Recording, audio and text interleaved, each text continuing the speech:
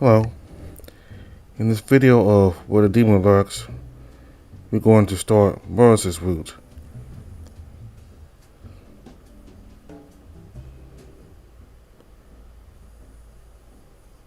So we did everything in Lucian's route so far, as well as Toast's route, so the only route we have to complete now is Morris. So we're going to start his route. I got to risk this. Come on, Morris. You pull out one of his business cards you saved from before. Take a note of the address written upon it. Look like he should be open. I better call Mike and his sister to cover for me first. After packing their eye in your bag, you call the siblings for a favor. Fortunately, they're willing to help without asking too many questions. You quickly clean up any signs of the fight earlier, mostly just a few products that got knocked off the shelves. Leaving the store, you follow your phone's GPS, making your way to Morris's office. So far, the directions have taken you to the city's main shopping street. The row of shops here offer a variety of services, anything you could want to fulfill the needs of the average and not so average person. Their weathered looks on the outside are in stark contrast with their inner modern aesthetics. We remember seeing this area in an online ad about the town's revitalization initiative to their tourists. It's already dark by the time you reach the area. The street lights turn on and most of the shops are closing or ready to roll down their shutters. On any other day, you take the time to look around, but the day you need to find Morris. Walking through the streets, you glance over each passing shop, but none of them is the one you're looking for. You reach a two-story building tucked at the end of the street. It seems as if none of the shops ever opened around here. There's a flight of stairs on the side of the building leading to the second floor. Right above the entrance to the stairs is a sign that reads, Morris Boris, Exorcism Extraordinaire. You feel your palms start to sweat and take a pause while holding the guardrail. Eventually, you push on ahead and climb the stairs. Pushing through the office door, you're welcomed by two worn-out looking sofas facing each other. Across from them, you find Morris sitting behind his desk. He's too busy tinkering with a watch to notice you enter the room. Come on, really? I could have sworn if I replaced the battery juice, it would have worked. Maybe it made something else. Morris? He practically leaps out of his seat when he notices you. Morris quickly puts on his watch and stands up. Why is it so bright in here? I am late on my electric bill. Don't think too much about it. It's only temporary. Kobu, do you get lost shopping around here? He notices your exasperated eyes and looks at you more seriously. Kobu, remind yourself not to reveal too much. You just need his help to get King back. I need your help. There was an attack at the store. And by attack you mean a demon came and shot King. Well, what? Morris walks out from his desk. Explain it to me from the top. Here, take a seat. You both move to the sofas to talk. Feeling the soft cushions against your back almost startles you. The tension from the earlier battle has yet to run its course. Morris takes out a notepad and pen. What's with the demon in the shop? You avoid looking at the board as you answer. The demon was sent by the demon lord of the underworld. He was supposed to go after me, but King took the blast to save me. Demon lord, the legit ruler of the underworld? Demon lord? How the heck did you piss him off? You look up at Morris. I just messed up when I was younger, that's all. Let's just say I insulted his honor. Wow. Just wow. But demons shouldn't interfere with mortal life so directly. Man, you must have really done a number on him. Yeah, look, I need help to save King. The demon left this behind. You show him the eye. Morris takes the weapon from you and looks at it closely. He shakes the eye, sniffs the eye, and even licks the eye. Ew. What? We're dealing with demonic tech. You don't know what clues they left on it. He returns the eye to you. You slowly grab it, taking note of where he left it. But the message on this thing is pretty clear. They sent King to someone else's lab in the underworld. Please tell me you have a way to get there. I need to bring him back. You want to go to the underworld? For one thing, that's near impossible. Not unless you know how to get there without dying first. Second, you'd be up against an entire horde of demons. Are you really willing to risk your life for this? Your eyes narrow and lock onto Morris's. King matters to me. I'll do whatever it takes to bring him back. Morris's eyes widen and he leans back against the seat. He watches you while tapping his pen against his chin. Your ears twitch to the sound of the old fan spinning above you. Although faint, you catch a glimpse of a small smile plastered on Morris's face. You wonder what he's thinking about. Alright, color me intrigued. I will take the job if you can afford my fees. I have some savings. Good, then I'll send you the bill for the travel expenses and tools I'll be needing for this trip after I bring King back. How do we start with finding a way to the underworld? The underworld can wait. We start by tying up any loose ends. This king, does he have anyone who might come looking for him? He has his classes in the university, and he calls his parents pretty regularly. Not to mention a job in the store, and possibly he's still renting that unit of his. I can deal with his landlord and university. We'll just send him a letter letting him defer a semester. Can you cover for him at work? Yeah, the other staff and I do that all the time. Headquarters won't bother us as long as we keep the business going. Then we'll just need to deal with his parents. You know how to reach them? No, I don't, but maybe he has their contracts saved somewhere in his home. Then that's where we have to check. Right. Morris tucks the notepad in his shirt pocket and stands up. You look at him, his expression is calm and composed. Somehow you feel reassured by that. He places a comforting hand on your shoulder. You live nearby? Yeah, my apartment isn't too far from here. Yeah, I'm escorting you back for now. What about King's parents and finding a way to the underworld? You stand up.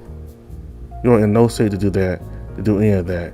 You're my client now, and that means I got to make sure you stay alive long enough for me to get paid. King's life could be in danger the longer he stays in the underworld. If the demon lord wanted King dead, he would always be dead. There's no reason for him to capture him. Remember, what he wants is you, and I'm sure he can figure out that you and King are connected somehow. And he would use that against you. King is more useful to him alive than dead.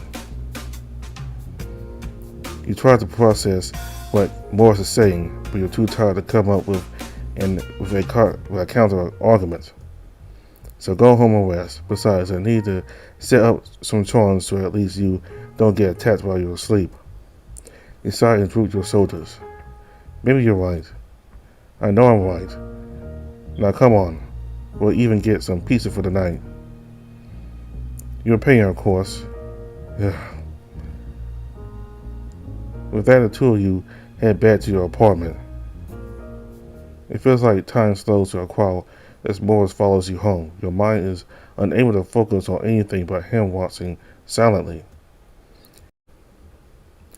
You think about starting a conversation with him, but all the words stack up, then topple over like dominoes before they leave your mouth. As such, silence is the only thing that accompanies the two of you before you reach your unit. Neat place. Pretty cozy. Thanks. Your room is still a mess since the night you left to sleep over at King's. A pile of washed yet unfolded clothes lie on top of your unmade bed. Excuse the mess. I'll clean up first. Just sit wherever. Take your time. I'm just going to set up some charms. Wait, what charms? The protective charms. I'm setting this place up to make sure no demons try to attack you in your sleep. He produces a stack of yellow papers, a vial of red liquid, and a brush from his suitcase. That's your exorcism gear, I presume? Yep, basic charms and blood ink. Excuse me? Blood? Yeah, the blood of the innocent. It's a joke, it's just red ink. He proudly states the vial to which you say your head response. Mind telling me where you're setting all this up? The usual spots: the toilet, the bedroom, the kitchen, and the toilet. You said toilet twice. You can never be too sure with the toilet. Demons like to lurk around in there a lot. Wait a minute. I'm a demon, or was, or am. Maybe I'm semi-demon now. Whatever, I don't know if those things will have any effect on me, even without my powers. I better play it safe. Hold up, you can't stick these in my unit. Excuse me? I mean, my landlord is super strict about what tenants do in their units. But if he does a surprise inspection, he'll find a bunch of charms everywhere, and I bet he'll kick me out on the spot. Morris froze his brows. Okay, then I'll do it around the apartment area. I'm making a mental note to keep your hands off those charms. Living a double life can't be this hard, or else how do superheroes ever do it? Morris and you part ways to handle your respective tasks. By the time the amber sky turns dark, you've hung your washed laundry and wait Morris's return. Morris enters while incessantly scratching his arms. You smile softly while hearing him grunt as he scratches himself. Are you okay? No, there are like swarms of mosquitoes buzzing around those knee-high weeds growing around the apartment. Don't you pay maintenance? What's there to maintain? It's just me and the landlord. Right, that old geezer. He was pretty pleasant. Knows a lot about game cells. You spotted him? Yeah, the man loves his trivia, and at least he didn't mind me setting up charms around the place. That's surprising. It sounds like you don't even know him. I don't. He's my landlord. I pay my rent. That's good enough. Morris shakes his head. The moment of silence is broken by sudden growling from both of your stomachs. Morris bursts into laughter. Looks like our gas tank's near refill. Let's get some grub. You sheepishly nod. Your empty stomach offers a decent distraction from the day's worries. Your empty stomach offers a decent distraction from the day's worries. Won't say no to that. I'm beat. Both of you take a seat around the coffee table. You mentioned pizza earlier? Yep. Part of our contract. You get the honors of handling the food costs while I'm on the job. I feel my wallet crying. Realize I'm not going to bleed you dry, just barely. Real funny. You open up the delivery app. Yeah, we still order from Red Rockets. They have the best brownie sundae. Sunday? I thought we were getting pizzas. The best pizza places have the best sides. Nobody's a pizza place. The pizza is what matters. There's something about a pizza place with a great dessert. There's. We count a handful of pizza restaurants around town, even go so far to remember the ones from the previous places you took refuge at. See, the method works. I think any decent pizza place would be decent overall, but okay. Red Rockets it is. What toppings do you want? I'll take anything with extra cheese and mushrooms. Then I'll toss in some pepperoni on that pie. Dessert, don't forget it. Right, which is it? Morris scoots over to you to look at the screen. That one, the chocolate dream sundae. You add the dessert to the cart and place your order. Alright, food will be here in 20 minutes, enough time for me to take a shower. Morris wriggles his eyebrow. Need some company? What? No. He sells you by the arm playfully. It's just a joke. But would you mind if I took a shower after you?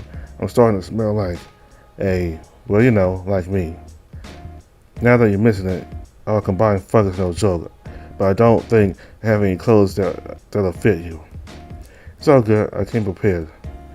He opens up his suitcase and takes out a fresh set of clothes identical to the one he was wearing. You keep an extra pair on you? Yeah, well, yeah. With all the running around after spirits, they tend to last out in the fence. Plus, casting spells can be a real sweaty job, so it's important I keep myself looking sharp. Don't want people thinking less of me. Okay, then feel free to shower after me. Morris gives you a thumbs up before lightly nudging you into the shower. The food arrives just in time after Morris finishes freshening up. Thanks for the towel, man. Was it fine for me to leave it in the basket that was on the washing machine? Yeah, it's fine. He sat down the pizza box, eagerly awaiting the deliciousness inside as he flipped the lid open. That cheesy smell is irresistible. He sits down across from you at the coffee table. Wait a minute, is that pineapple? Yeah, it's what this pizza came with. You don't like pineapple on your pizza? Brr. I'm all for sweets, but that thing does not belong on a pizza. Speaking of sweets, your sundae's melting. Oh yeah, gimme. He passes the sundae as condensation glistens down its milky interior. The boy removes the lid, attacking the dessert with gusto. Meanwhile, you grab a slice of pizza to nibble on. Halfway through, he sets the dessert aside. Sweet ice cream, wild lifesaver. He grabs a nearby slice, the warm cheese stretching out at the tip. As he eats his pizza, you sense his gaze fall upon your face. Hey, Kobu, you look up. Morris has 2 pockets of hot sauce sticking up right in his mouth. Check it, pizza Wallace. Phew. Your laughter surprises yourself. His timing perfectly catches you off guard. Dude, what's with it? Oh, I could do more than that. Rubbing the sauce packets on the table, he takes another slice of pizza. He turns away as you watch him fiddle with the food. He throws sideways glances at you. You think he's waiting for you to say something. What are you doing now? He turns around. His cheeks are bloated like he placed a tube inside his mouth. Nothing.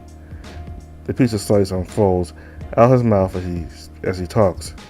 You chuckle and take a hearty bite out of your pizza. You must be so fun at parties. Morris eats his pizza and shakes his head. At least I got you to laugh. You look so miserable. The pizza was in tears. I'm just trying not to think too much about what happened earlier. Yeah, I feel for you. No one really wants anything to do with demons and all that other supernatural crap. Maybe it'll help to just talk about something else for a while. Yeah, so you're the only exorcist in town, right? That's me. And how come I haven't heard about you earlier? Do I have that plain of a face that you don't remember me? Wait, you mean we've met? Yeah, technically, I've been to the store a few times. That's how I could set the traps up, but yeah, I could always see you behind your counter. Oh, well now, I'm embarrassed. Don't be, but to answer your question, my business hasn't exactly been the smoothest to run. I made some flyers at first, but there was a typo in the phone number, so a very unfortunate laundromat was getting some pretty weird phone calls for a few months. Plus there were some other hiccups along the way, but I'd rather not talk about that. Leaning back, his gaze travels across the room. You nod and watch him finish up a slice in silence, while your mind runs over the excuse to give to the others at the shop tomorrow about King's absence. As you mull it over, your hand reaches for the box. Your fingertips graze something soft and furry. Oh, whoops. Your ears tickle as the warmth creeps over it. Both of you retract your hands as they touched. No, it's okay. I wasn't paying attention. The boy smiled sheepishly. Go ahead, the last slice is yours. No, just technically your pay is all yours. I insist. I insist more. Are we really going to argue like kids over this? There's no argument if you just take the pizza. I'm splitting it, okay? Then we both get some. He rips the pizza right down the middle and hands you the half with the pineapple on it. Taking the food from him, you look at the little hill of pineapples he managed to accumulate from the earlier slices. Oh, you gave me the half with the pineapple on it. I thought you liked pineapple. I never said that. I tolerate it at most. But if you don't like it, just suck it away.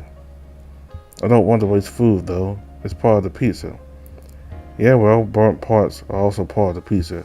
You don't see anyone complain about getting rid of it.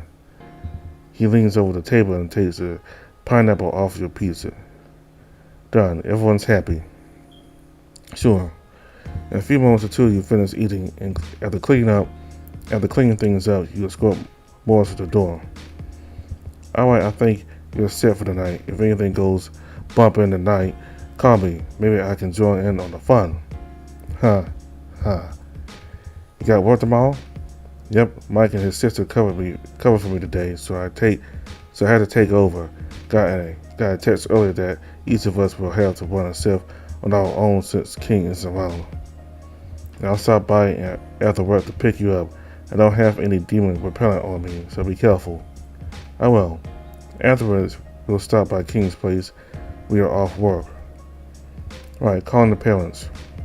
Might want to start thinking about what we're going to say to them. Alright, see you, Kobu. The exorcist leaves. What am I supposed to say tomorrow? We decide and head to bed. It seems that you have seen this part of King's story before. It would be great if you want to see it again, but it could be a chore if you read this many times. So would you like to skip this scene?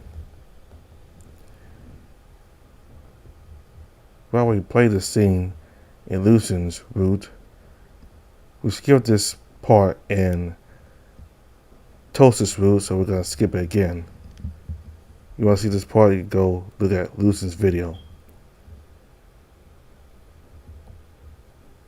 King, having been captured by the demons of the underworld, is placed under the care of Fortis, the general of physical torture. The two do not hit it off well, and King is imprisoned in the company's pantry, an exclusive general's only pantry, but the place hasn't even been restocked. King, despite learning that Kobu is a demon, plans to escape the underworld and warns his friend of Vendrate's future attacks. Your exhaustion is placed aside as overthinking takes center stage. What's the best way to break it to them? Will they buy into the idea that King is so busy that he doesn't have time for them? What are his parents even like? Close your eyes, but sleep doesn't take you. In the morning, you take your time to slowly crawl out of bed and get ready for work. Upon entering the store, the two siblings rush over to ask if King is okay. You recall that you made a story that King had to leave the state due to a family emergency and that he would be uncontactable for a while. Meg and Anna are placated when you told them that King was fine and that he would be back soon. Andy promised that you hope will come true. With King's absence, the three of you decide to put up a sign looking for a new recruit to help with the work until then you have to work through yourself on your own. The brother reassures you that King's guide will get you through it, and if there are any emergencies, he's a phone call away.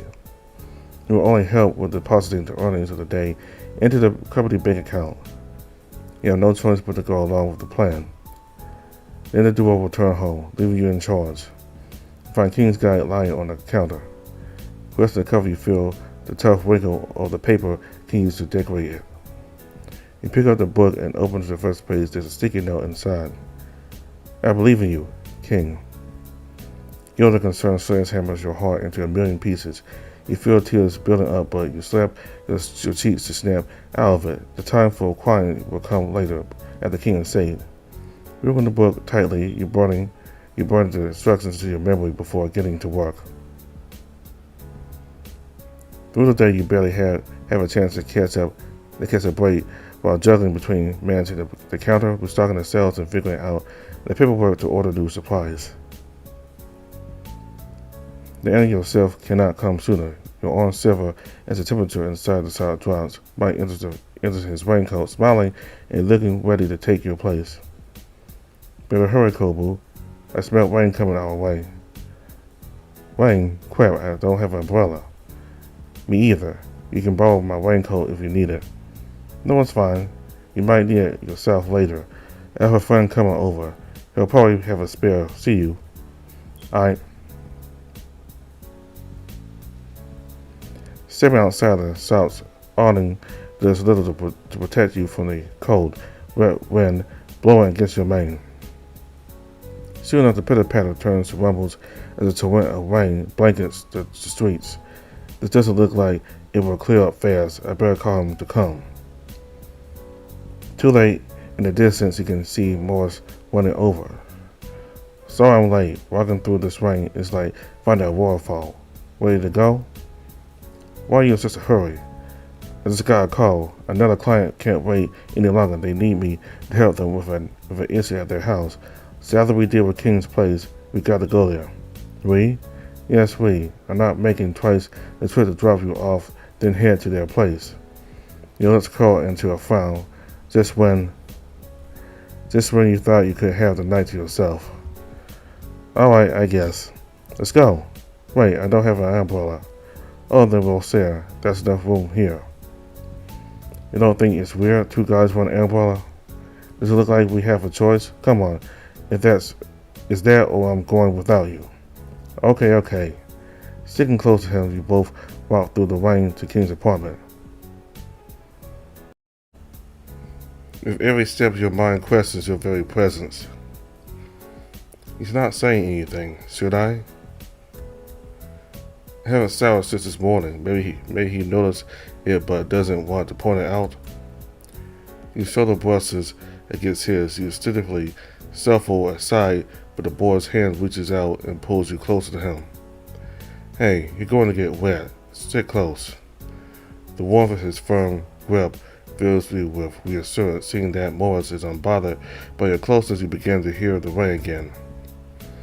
You know, this rain wouldn't be so bad if I was at home with a hot mug of soup. You make soup? I usually make coffee. Something warm on a cool rainy day always hits the spot. That it does. For the rest of the walk, you do your best to keep your eyes on the footpath. All the while, you both keep each other close. You arrive at King's apartment, but stop outside. What's the plan? First we get in. You wouldn't happen to have a key to his place. You shake your head.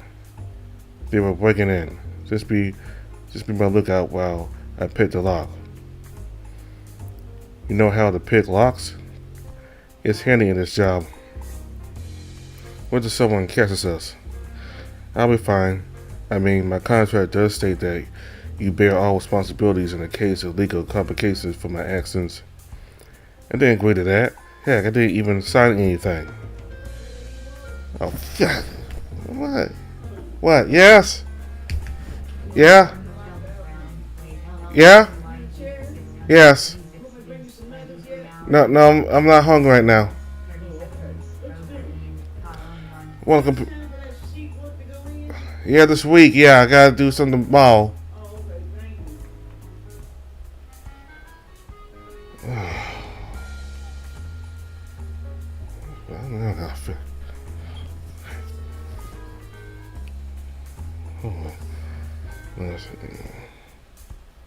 Cold, nigga.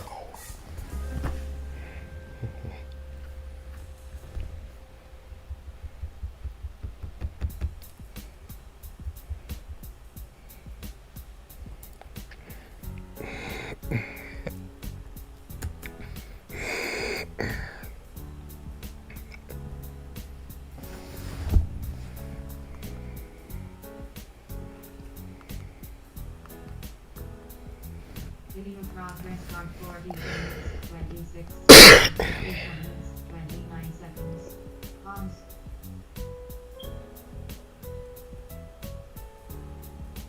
With every step your mind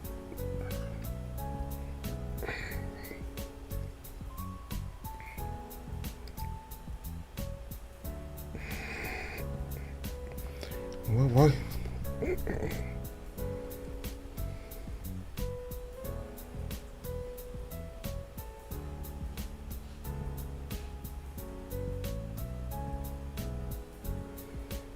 With every step your mind questions your very presence.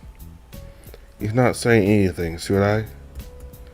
I haven't showered since this morning. Maybe he noticed it, but doesn't want to point it out. Oh, yeah.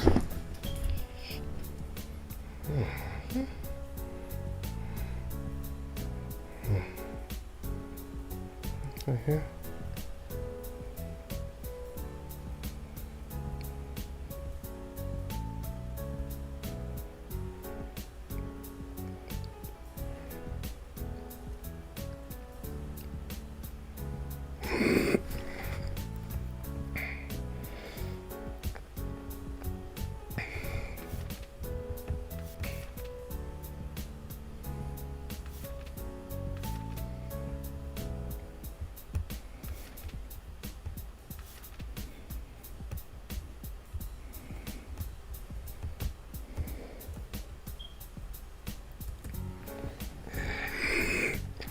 Video progress bar 44 minutes, 26 seconds, 54 minutes, 29 seconds.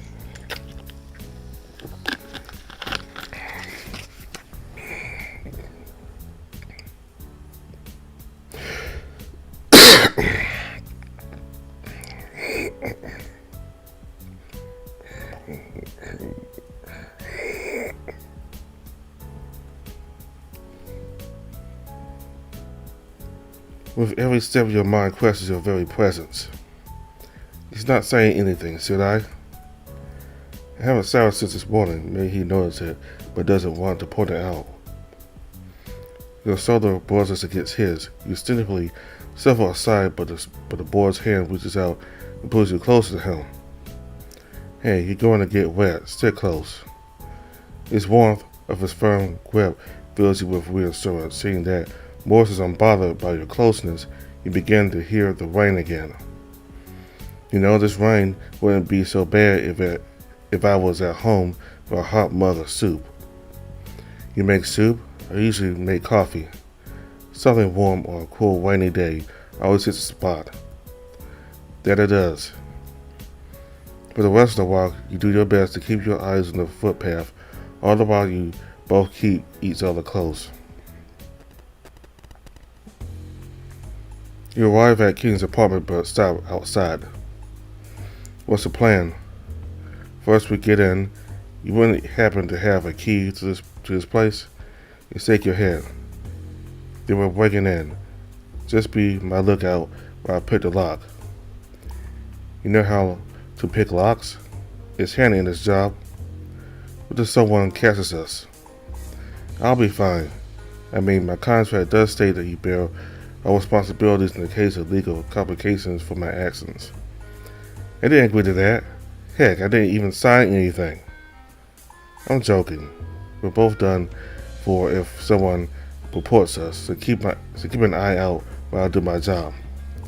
There's also a bigger problem of how we maintain King's place while he's not around. You guys still covering for him at work? Technically, we had to put in a notice to headquarters that King's on unpaid leave for a few months to manage his studies. That's why I'm worried no way can I cover the rent for two places. Now he can't afford it. You remember how the inside his place looked? I guess it would take at least 2 convenience store manager salaries to afford this. His parents must be helping with the rental. Have you figured out how you're going to convince the parents? No. Do we have to do it? Yes, because you're the one who knows him best. Now come on. Both of you take the elevator up to King's place. Outside King's door, you look around to make sure the coast is clear. You position yourself next to a crouching Morris while facing the way you came just to make sure no one sees what's happening. He takes out a paperclip and a screwdriver and begins tinkering with the lock. Seconds tick by in rhythm with your heartbeat. Your hands feel cold and numb. An uncomfortable tightness grabs at your chest. Can you hurry it up? Someone could show up at any moment. I didn't say I was an expert. Hold it. The doors of the elevator opened to give view to a woman with a man hanging by her side. Cramp. You widen your stance and put on your best quivering smile. The couple approached you and stopped at the door in front of King's place, recognizing them as King's neighbors. Hey, I know you. You're King's friend, right? The woman, though no taller than you, stands with such towering confidence. Her hands are on each of her hips as she tilts her head to the side. Her energetic posture is in stark contrast to her companion holding her by the waist as one will hug a massive pussy. You only saw them once and only briefly during your trip to King's, so you know next to nothing about them. Oh, honey, let's not bother him. What are you two doing? I need to distract him.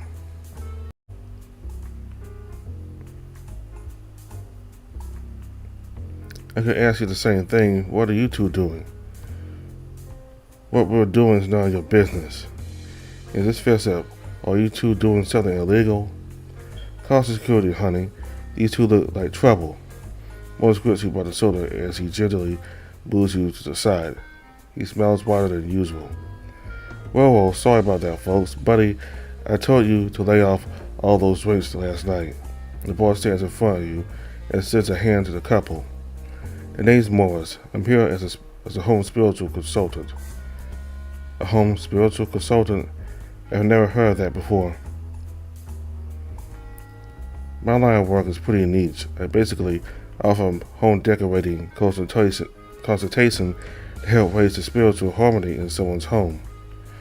Global here asked me to help to take a look at his friend's place while he's away, something of a surprise gift.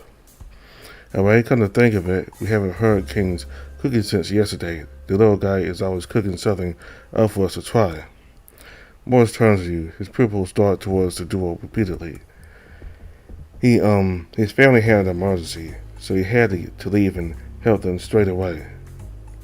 Oh no. Don't worry, sir. That's why we're here, to hopefully purify and improve the spiritual health of King's home, just like yours. Ours? Why, of course. I couldn't help but notice the beautiful ornament you placed outside your door. Instead, you notice that King's neighbor has a pink paper decoration in the shape of a heart. The decoration depicts a girl and a boy holding hands and kissing each other. You swear that you've never seen that before. Oh, sus, that little thing. I made that on his birthday. And I love it so much, sweetheart. What did I do to deserve you? The man holds the lady close to her lips, and two of them exchange an intimate kiss that makes you look away. Baby, you're a very generous lover. I just wanted to show you how much I love you. I love you too, babe. I just want to. He whispers something into her ear. She yelps and whispers something back. The two exchange a laugh before pressing their lips against one another. You turn your head feeling like you are intruding on something. The man breaks the kiss first. It was nice meeting you two. Have fun. They go back to locking lips as they awkwardly stumble into their apartment. You hear the door slam and then a few faint noises of things dropping. Okay. Morris turns to King's door and enters the apartment. Come on. Take a look around. See if you can find his parents' contacts. You might be able to find his phone. I seem to recall he misplaced it somewhere at home before he left for work. I'll check the bedroom then. You check everywhere else. Morris heads for the bedroom.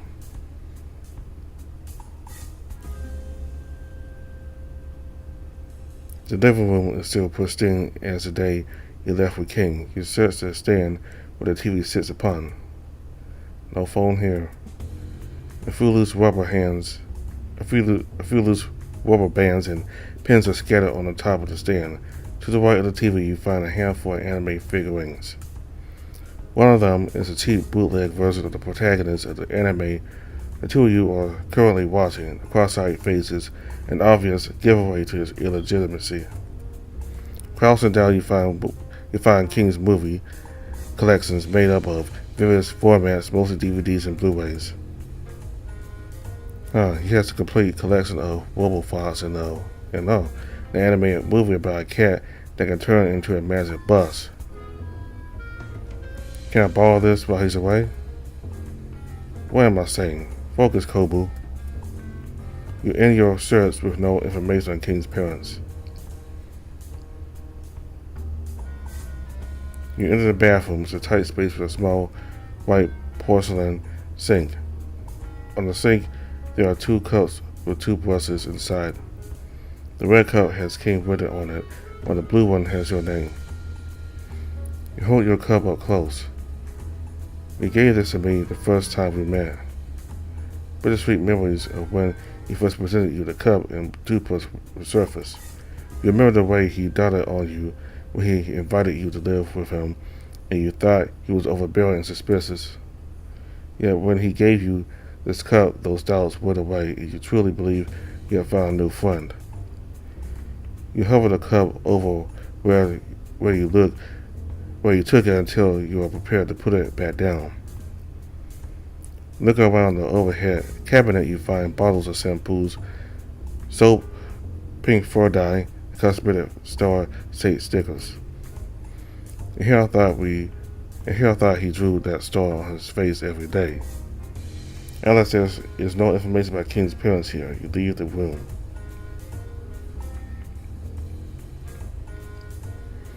Inside the kitchen, you take a look at the refrigerator. Its surface is decorated with different pieces of paper and photos. On the freezer, held on by a blue button for this bandit, is a selfie of King and you on the day you first rented your apartment unit. To his right is a picture of King and a group of his course mates. They are standing around a projected presentation on business management. You recall this is King's group project during his last semester. Looking down, you find a piece of paper taped onto the fridge. It reads, important, Pa equals High Lord, Ma equals Queen of Mills. Wonder what that means. Just then, Morris enters the kitchen with King's phone in hand. Found that he left it charging under his bed, so I took so long. I was searching his computer for his college website. He is now officially deferring a semester. Wait, then let's start. Hold it. I went through his contacts, but there's no mom or dad or any variation of that on the list. I think King might have used a code name instead. Look, there's a note on the refrigerator that mentions his parents and other titles. Maybe try looking those up.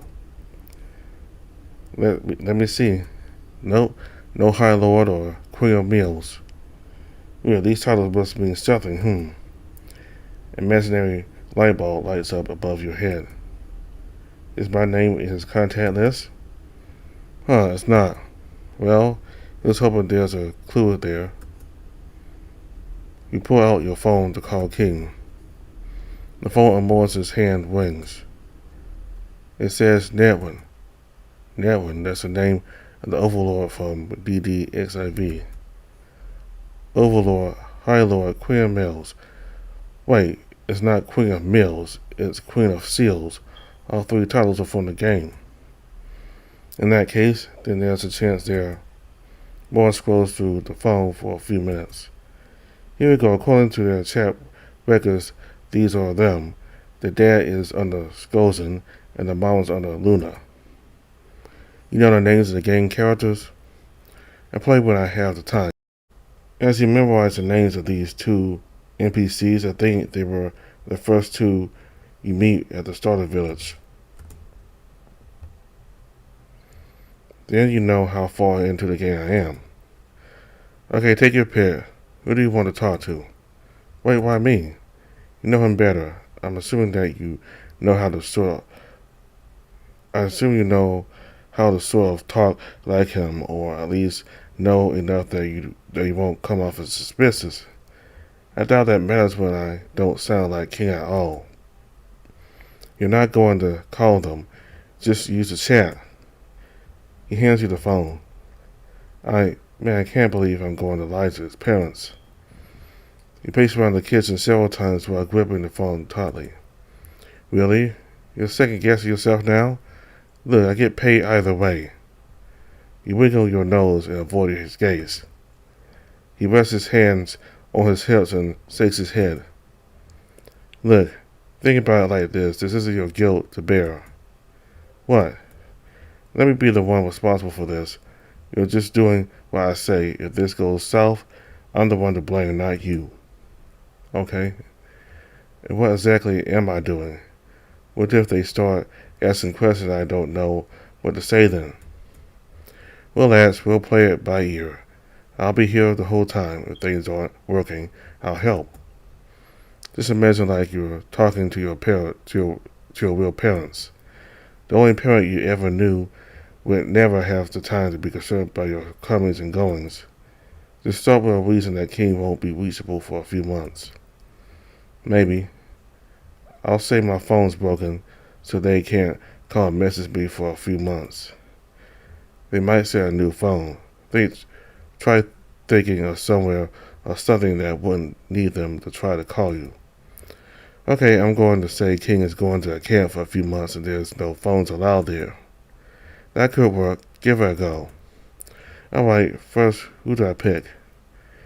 You open up King's chat messages with his father. Skimming through, the father sends King a lot of pictures of himself doing charity events or having tea with his friends. Going back further, it would seem that King and his dad share a lot of articles about the queer community. Most of it is King trying to explain to his father what they are all about. At the very top of the chat box, there was a message from King that just said, Pa, I need to talk to you about Mom tonight. I need to tell you about the guy I'm dating.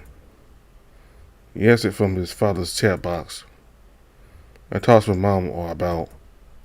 Nothing much in Mom's chat box. Most of it is just her sending motivational good morning posters or posts about an unconfirmed medical scare. I'll message the dad. Morris nods. He stands next to you while he peers at the screen in your hand. You know that King refers to his father as our Pa. Our Pa. The message is instantly seen by the person on the other end. They're typing back. A voice message pops up.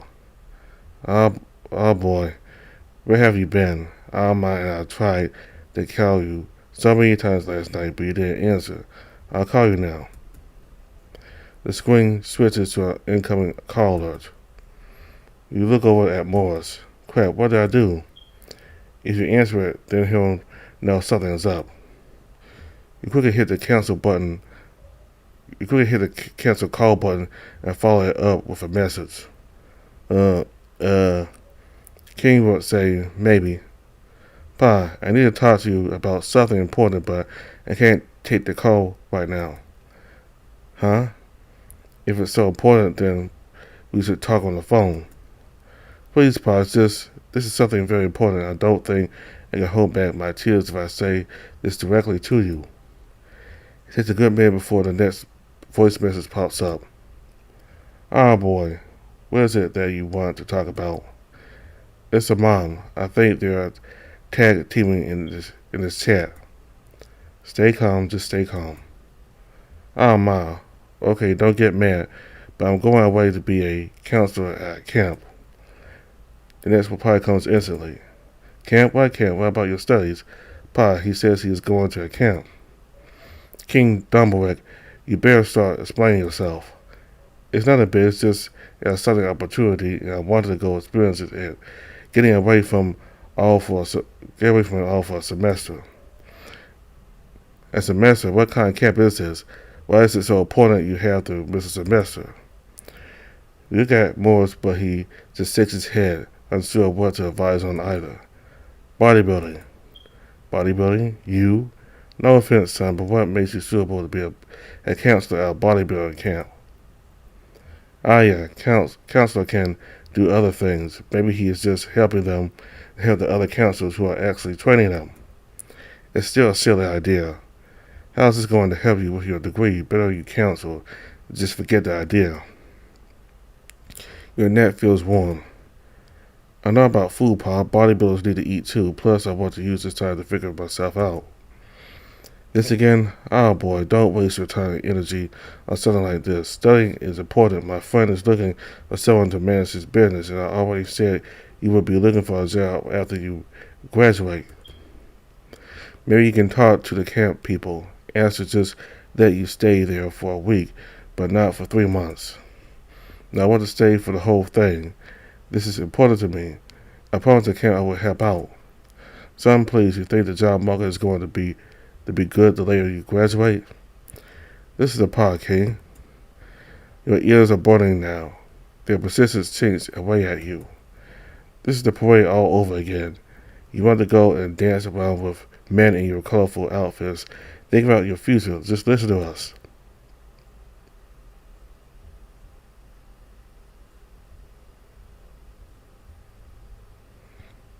You take a deep breath and remind yourself what's at stake here.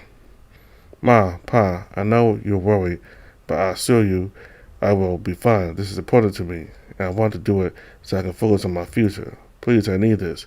I need you to trust me that it will be okay. There's no reply for the first few minutes.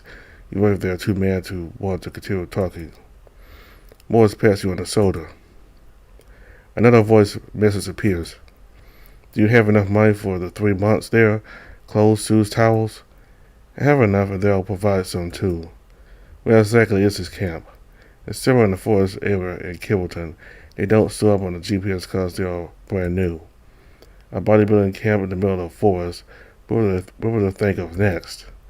Oh boy, you can go, but it's your responsibility to keep yourself safe. They'll let them pick you. They'll let them pick on you, especially if they find out that you like one of the guys there. They're more than just guy bodybuilders, Pa. Ah yeah, you and I already know what you're interested in. So many months already you spent explaining to us what kind of people you like. No need to be sarcastic, boy. Anyways, I'm not there to date anyone. I'm there to find myself and help the camp. I'll be fine. I know how to take care of myself. We just want you to be safe. Bring the charm we gave you, too. Promise us you will be in one piece and come back to visit after the camp. Your heart pains at the mother's wish. You too hope to reunite King with his family. I'll come back, Mom. So can we still call you while you're there? I don't think so. Camp rules force us to submit any electronics we bring with the camp office while we are there. Ayo, such a strict camp. What if people have emergencies? They have an on-site medic group. We can still be transported to the hospital if needed. It's time to see the deal. Answer I'm already packed and headed there already. I've settled the things with the university. I'm deferring a semester, but about the appointment. It's alright, we'll cover your share of the rent until you get back, but I expect you to pay me back. Yo, thanks, Pa. Thanks, Ma. Love you. Oh boy, one more thing. You know our neighbors. Their son, Johnny, just told them he also wants to date guys. I talked to his mom. We both think you two should meet him when you come home from break. No thank you, Ma, but wish him well from me. Bye. He closed the messaging app. The air in the kitchen instantly feels lighter. Morris still has his hands on his shoulder. He gives you a good smack as his face breaks to a smile. You're amazing. You did, man. Good job. No, you're amazing. If you didn't get us in first, we could never have pulled this off. Thank you, I'll try. Honestly, I was about to lose it halfway, though. But you didn't. Not celebrate. But we better get a move on. I think the neighbors are done with their intimate session. You turn off King's phone and tug it away. Let's go. According to your phone, it's around 8 by the time you both leave the apartment grounds. Fortunately, the rain has long stopped. The cool night air whiles through your mane as you follow Morris to his customer's house. Your shoulders droop as your footsteps feel light as you enjoy the walk, until the loud roar your empty stomach cuts the silence. Hungry? Me too. will you be up for some beef rice bowl? Cause I know this place called Gokhan and they serve a mean beef rice bowl. Definitely. Wait, am I paying again? Only if you want to. Alright, now I'm more pumped. Let's get this exorcism done and go eat. It's an easy case, don't worry about it. It should be right around here. Just you turn the corner, your shoulder tenses up. Two cult members are standing outside the customer's house. This doesn't look good. Hurried footsteps come from the porch. A disheveled, haunted-looking wolf runs out while carrying a box stuffed with jewelry. The contents of the box looks like it's almost about to spill over. Another wolf comes from behind and yanks back the other's arm. You can't do this. Those belong to Mom. Cram it. I need more. My son's not dying tonight. The wolf with the box kicks the other one away and hands it to one of the cult members. This is everything I have. Please save my son. The cult member nods. The great teacher will be pleased. Come with us. Barry, no! It's too late. The desperate-looking wolf and the cultists run off into the night. Hang around here. I'll check if the other person's alright. Sure. More heads into the porch.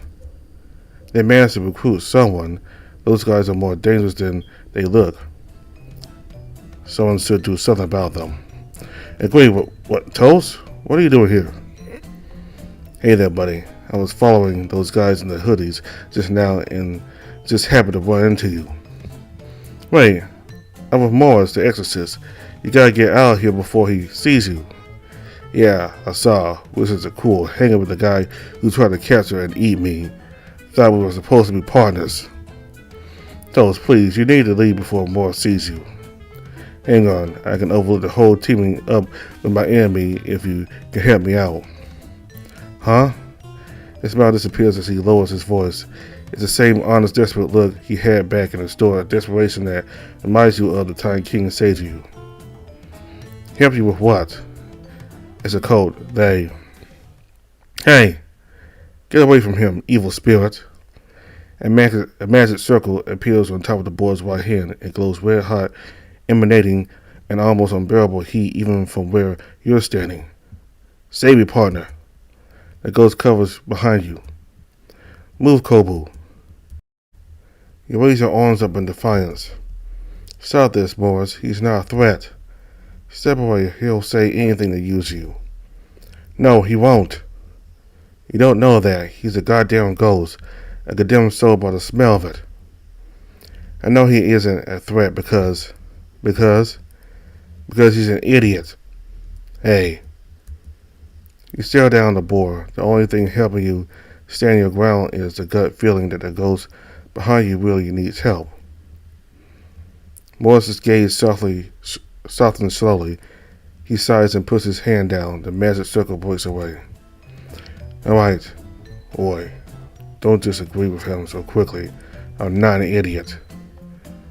I'm not trusting you whether you're an idiot or not. For all I know, that's all facade. I'm giving you the benefit of a doubt, Kobu.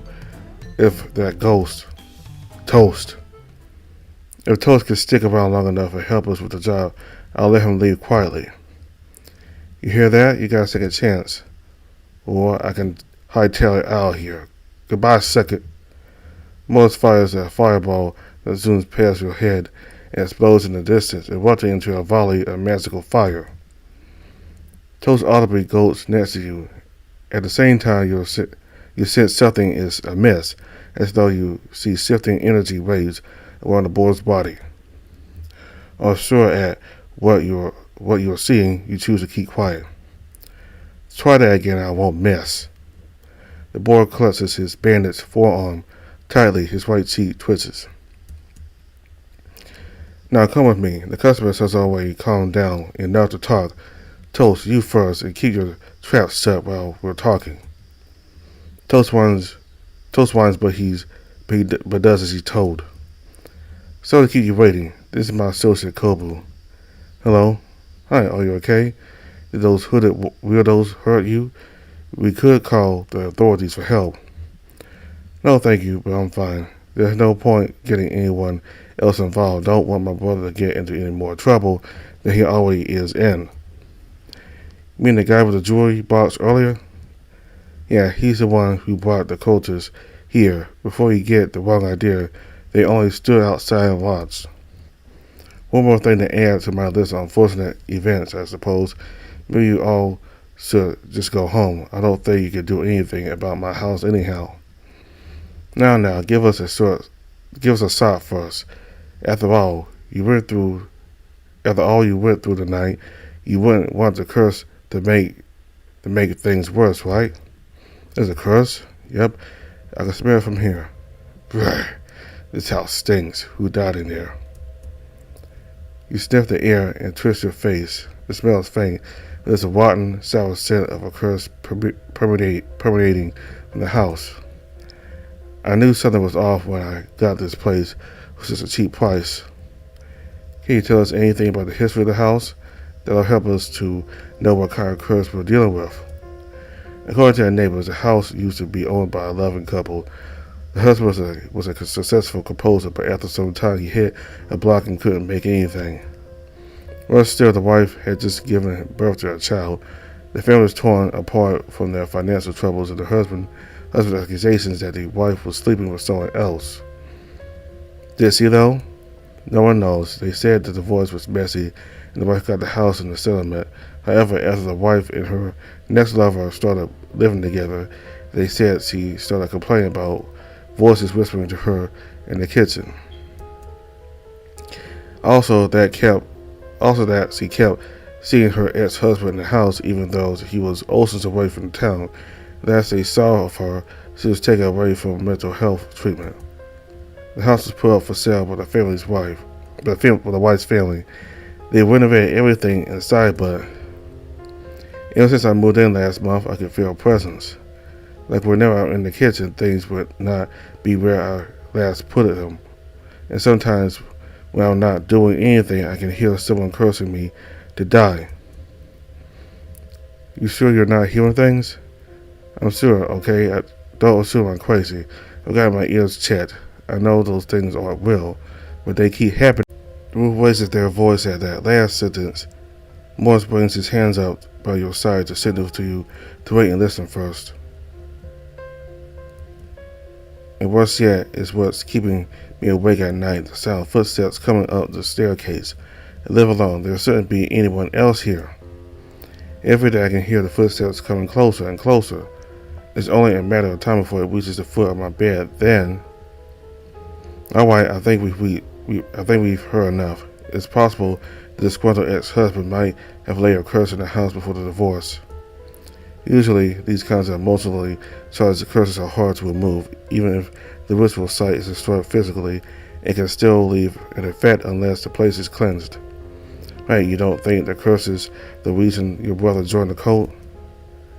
I wish my brother got involved with them long before he came to Kibbleton last week, spouting nonsense that their cult leader predicted the death of his son, so he joined to protect him. Whatever, I don't want to talk about him anymore. Right, let's get to work. We'll find the ritual site and cleanse the house. You're welcome to watch as you want. No, thank you. If you really can get rid of that curse, I'll know by the feel of it. Trust me, whatever's inside that house, I've become too familiar with it. Alright, sounds like we should hit the kitchen first. Morris leads the two of you into the house.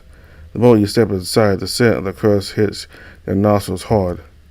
You rub your nose a few times, but the smell doesn't go away. The closer you get to the kitchen, the stronger it gets. The kitchen is as plain as any other kitchen. If you weren't able to smell the curse, you wouldn't suspect a thing. Wooden cabinets line the walls above the kitchen sink. The kitchenware looks older than the owner of the house. You wonder if he got it from his relatives. Alright, based on the house's history and the direction the smell is coming from, the kitchen is the most likely spot where the curse was first set up. Problem is, the curse is pretty weak at the same time, so it's hard to pinpoint where specifically is the remnant of the curse. It's kind of like a specific stink that's both overpowering, yet you don't really know where it is coming from until you really go closer to the source. He turns to Toast. That's where you coming. You want your freedom? You'll help us find that curse. Me? Yep, ghosts and demons are more sensitive to the presence of curses. With that in mind, you'll help us find any traces of the curse, and I'll take it from there. Ha! That sounds like you're just using me for free labor. You rather that, or I can send you back to the underworld with one blow. Okay, I'll do it. Morris looks at you.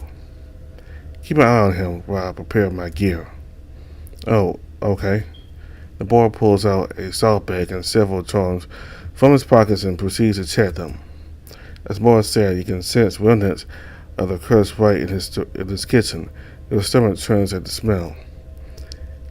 It's as if the frozen chicken you had for lunch at a convenience store came alive and started fighting back inside, pushing itself to come out. You regret having such an annoying sixth sense. Following your nose, you suspect a specific tile on the wall is where the curse remains. Looking at Toast, you're surprised to see him taking this so seriously. Well, he can't mess this up. He just needs to point to that tile right above the sink. I see it. It's the blender. No. No else, I mean. Take your time.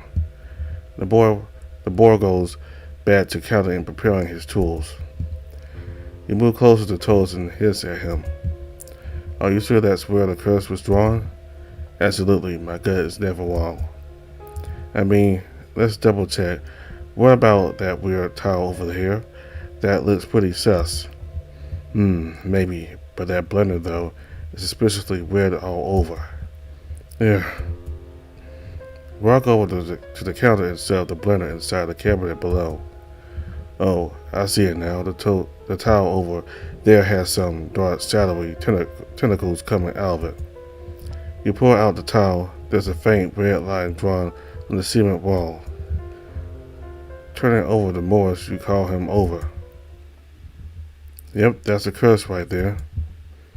He places 3 yellow charms around the towel and pours the salt into the shape of a circle on the floor. You raise an eyebrow when he crouches beside you and draws a similar circle around you. Stay inside the circle throughout the ritual. The salt circle should be enough to protect you in case this curse tries something. He stands up and pats you on the shoulder. Relax, this will be easy. What about me? There's enough room in the circle, but hey, if you get hit by the curse, it'll be one less thing for me to worry about. Toast's jaws drops as he slowly drills the squeeze up behind you. Morris gets into the circle in front of the tile and begins to chant an unknown incantation. He reaches out with his bandaged hand and touches the red line. The lights flicker madly. Glowing red marks flash around the kitchen, seemingly extend beyond throughout the house. You gasp and shock at the markings. The cursed messages extending all over the place. The symbols morph between briefly readable signs and words. You will never get rid of me. Don't leave me. Come back to me. We're a family. You won't break us apart. Desperate man's futile attempt to keep what he no longer has. Morris finishes his chanting and the charms burst into flames. Just as quickly as the markings appear, they disappear like ink spreading out in water. The scent of the curse fades away and the lights stop flickering. Morris falls over but grabs the countertop to steady himself. He walks over to help him up. At the same time, you notice the salt circle he is standing in has turned pitch black. You okay? Morris nods while gripping his bandaged hand. Did something happen to your hand? No, I'm fine. Just give me a minute. He growls and pants, never letting go of his hand. So, both of you turn to the ghost. If that's all you guys need, I'm going to head off. Morris, Penny signals the ghost to go. I better not catch you. Messing around town again. See you later, Kobu. Toast waves before leaving by floating up through the ceiling. It takes a few minutes for Morris to recompose himself, at which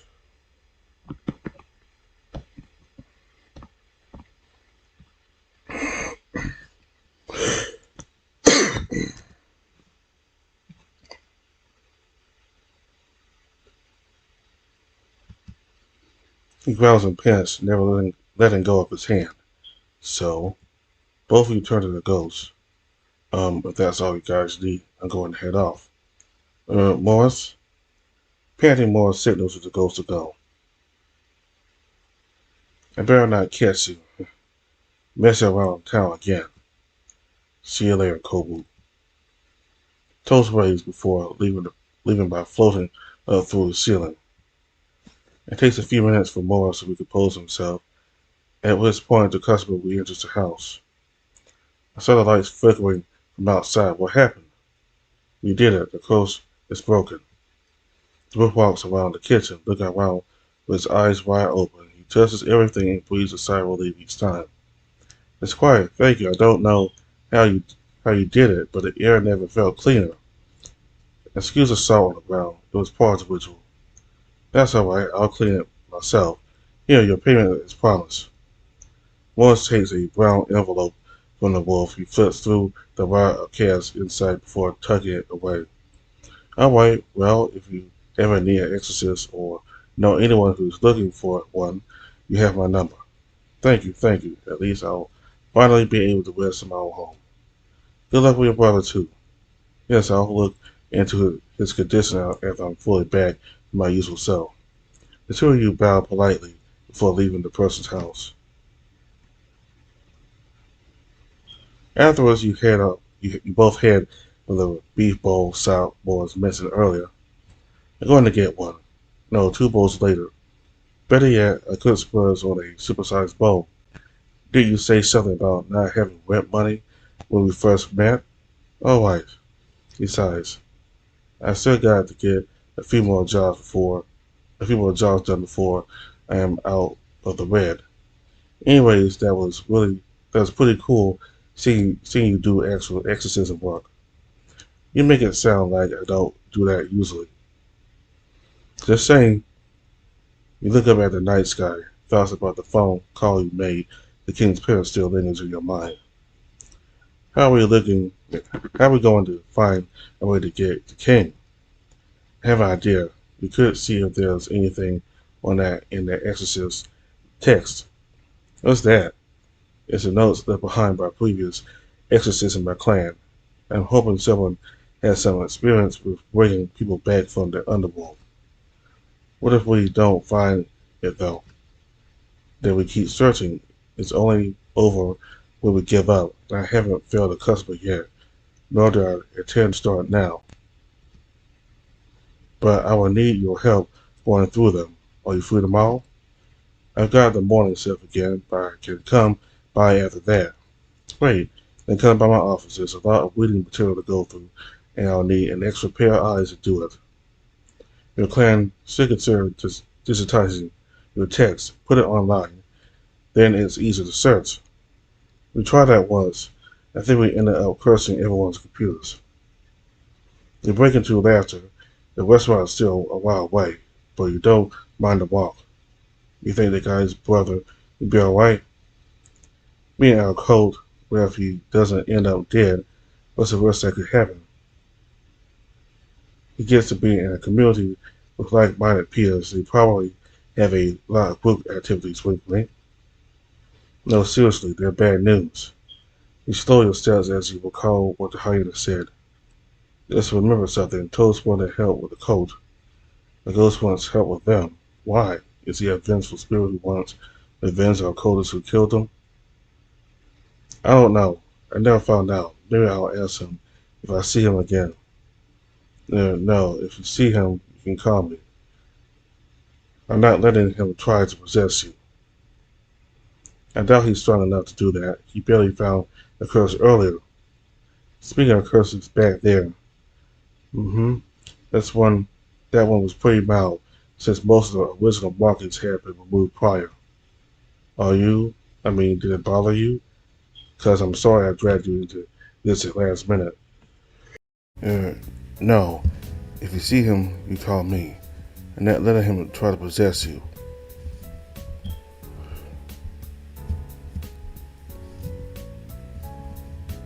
No. If you see him, you call me. I'm not letting him try to possess you. I doubt he's strong enough to do that. He barely found a curse earlier. Speaking of curses, back there, that one was pretty mild since most of the original markings had been removed prior. Are you, I mean, did it bother you? Because I'm sorry I dragged you into this last minute. I've seen demons already, so it wasn't that bad. Kinda surprised the previous owner's ex-husband knew how to curse though. People are always full of surprises. In my experience, more are involved in the supernatural than you imagine. They just don't talk about it. Hush, hush, and all that. I wonder if the ex-husband ever loved his wife. If you love someone, why would you curse them like that? I think it was the opposite. He was so driven by love that he couldn't believe it was over. His feelings for her probably got twisted into an insane curse. Scare what people do in the name of love.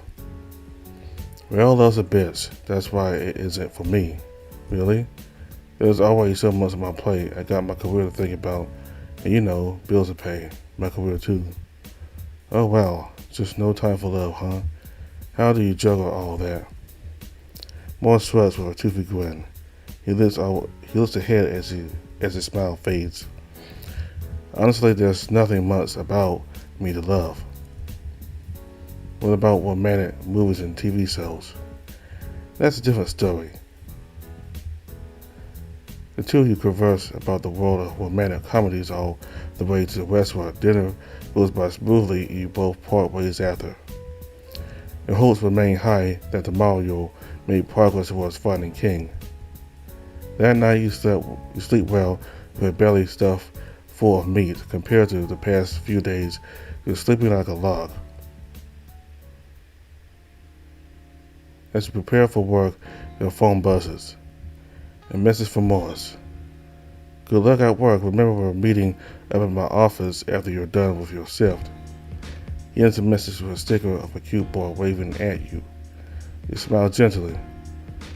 Okay, gotta get my boy in gear. You clap your cheeks to focus yourself and head off to the store.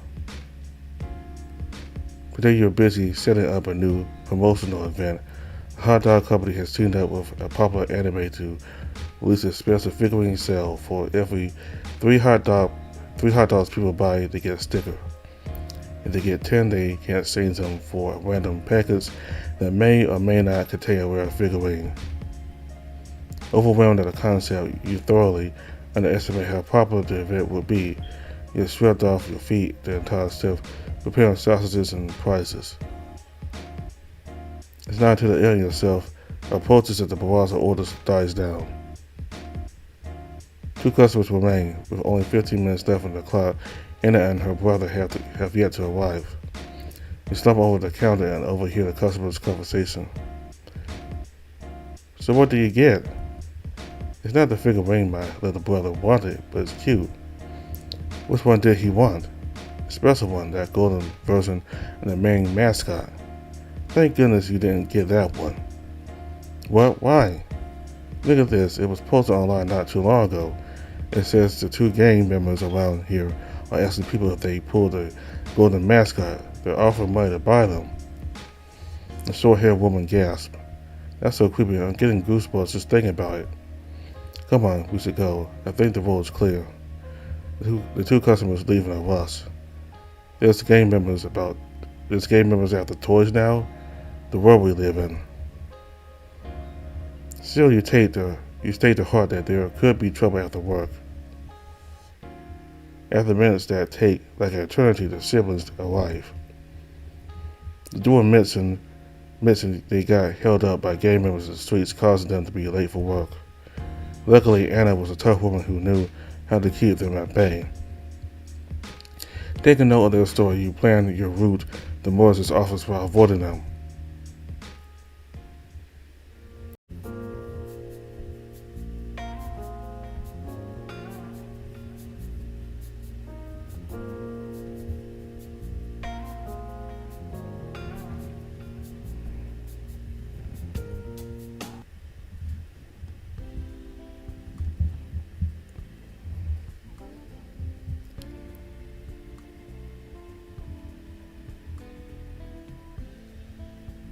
my opinion of Morris, he seems to be like what a lot of businessmen are.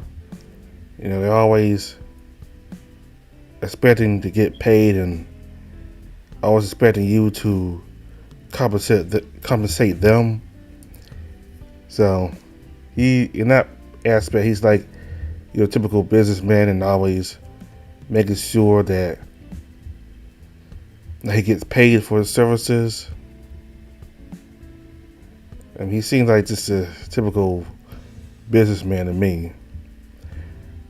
And I sort of like him the least of the characters.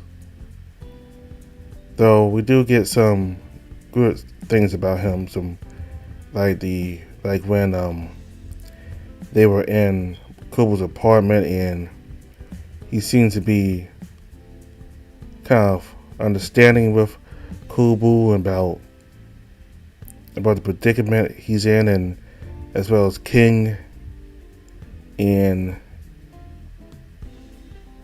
they seem to have fun talking about food, and he really helped Kubo in that phone call he made to King's parents when he posed, well, not the phone call, but we sending text messages to his father, the King's father, and Kubo posed as King, texting to his father. Morris was very supportive of King, with Kubo, excuse me. Morris was very supportive to Kubo in figuring out how to convince his parents that Kubo, that their son King is at camp, so that way they won't have any trouble with their parents worrying about King while they go about trying to figure out how to rescue King from hell, or the underworld. So, and when Kubo was able to convince his parents that he was going to camp and all that, Morris really congratulated Kubo on successfully convincing his parents that he was going to the camp, King anyway, that King was going to the camp, so that way his parents won't have to worry about King, and that Kubo and Morris themselves won't have to deal with his parents potentially knowing about their son going missing. So I do like Morris a little bit now, but I still like Tulsa most, and Lucien second.